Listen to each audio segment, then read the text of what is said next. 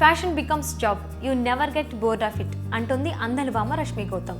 Character ఆర్టిస్ట్గా, బుల్లితెర యాంకర్గా, ఇప్పుడు హీరోయిన్గా తనను నిరూపించుకుంటున్న రష్మి తాను ప్రేమించే రంగంలో తనకంటూ ఓ స్థానం దొరకడం అదృష్టమని అంటోంది. తన జర్నీలో హార్డ్ వర్క్ ఉంది, అలాగే కష్టాలు ఉన్నాయని, అయితే నన్ను ఈ స్థాయికి అవే చేర్చాయని అంటున్న అందలివామ రష్మి గౌతమ్పై ప్రత్యేక కథనం. బుల్లితెరపై Jabardasth అనిపించుకుంటున్న hot anchor Reshmi Gautam.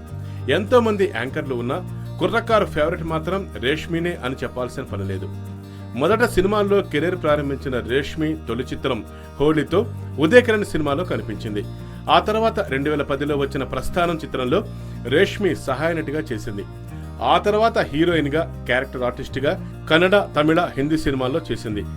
Glamour roles తో పాటు నటనకు ఆస్కారం ఉన్న పాత్రలు చేసిన రేష్మికి తమిళ చిత్రం కందెనలో చేసిన నటనకు మంచి మార్కులు పడ్డాయి.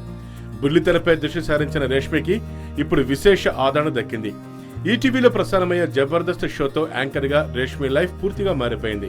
అప్పటి నుంచి ఇక వెనుదిరి చూడాల్సిన అవసరం లేకుండా పోయింది ఈ భామకి. మంచి నటి, డాన్సర్ కూడా అయిన రేష్మి ఇప్పుడు తిరిగి సినిమాలో కూడా సక్సెస్ అయింది.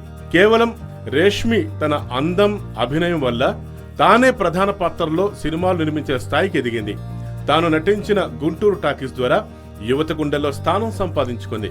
ఆ తర్వాత వరుస సినిమాలతో దూసుకుపోతోంది. ఇప్పుడు తన లేటెస్ట్ మూవీ తాను వచ్చేనంట రేష్మి వలనే హిట్ అయ్యే అవకాశాలు బాగా కనిపిస్తున్నాయని సినీ వర్గాల్లో టాక్. యాంకర్ గా, ఎంటర్టైనర్ గా, నటిగా, మంచి డాన్సర్ గా కూడా మల్టీ టాలెంటెడ్ రష్మి గౌతమ్ కు ముందు మంచి భవిష్యత్తు ఉంది. All the best Reshmi. Baahubali చిత్రంలో నటించాలనుకున్న నటీనటులకు లెక్కే లేదు. ఒక్క అవకాశం ఇవ్వమంటూ తమిళ హీరో సూర్య పబ్లిక్ గానే రాజమౌళిని రిక్వెస్ట్ చేశాడు. ఆ తర్వాత బాహుబలిలో నటిస్తున్నారంటూ చాలా మంది బాలీవుడ్ తారల పేర్లు కూడా వినిపించాయి. అయితే